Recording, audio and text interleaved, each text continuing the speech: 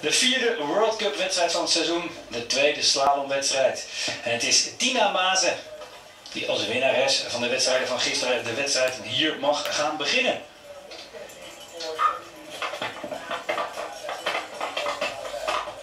Ja, Maze vierde nog tijdens de slalomwedstrijd in Levi.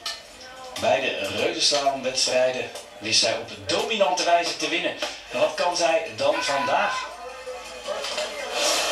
De piste hier in Espen ligt haar tot nu toe in haar carrière niet zo heel erg goed. Maar gisteren liet ze zien daarmee af te kunnen rekenen door de wedstrijd op dominante wijze te winnen.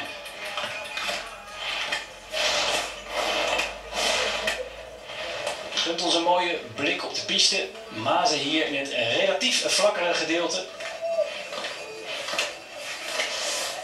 Daar een verticale combinatie gestoken, een zogenaamde banaan. Dan nog een dubbele verticale combinatie.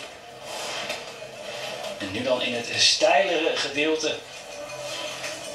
De laatste steilhang naar de finish toe.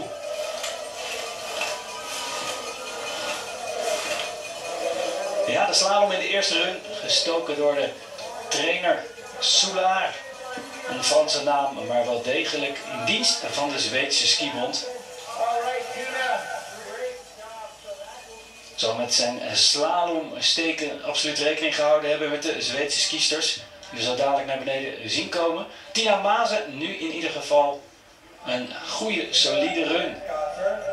En de lichaamstaal zegt genoeg. Zij is in ieder geval tevreden met haar optreden hier. Michaela Kirchkasser dan. De nummer 2 van de wereld van vorig seizoen, het onderdeel slalom. Kwam niet aan de finish tijdens de wedstrijden in de Finse Levi. Eens kijken wat zij hier kan gaan doen.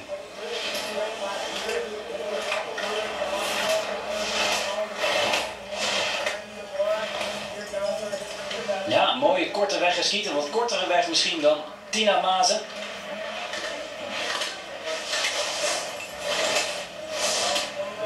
Risico natuurlijk daarvan weer dat je af en toe wat na de poort komt. Daar de balansverstoring.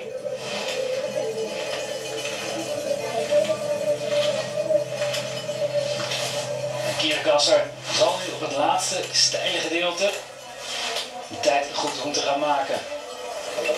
Het laatste vlakke gedeelte nu dan naar de finish. Daar nog een kort gestoken haarnagel, dat wil zeggen 2 poorten recht onder elkaar. En Kirchkasser op dit moment ja tweede, maar baalt van de uitvoering van haar run. We zien ook waarom daar bij het inkomen van het laatste steile stuk een behoorlijke fout gemaakt.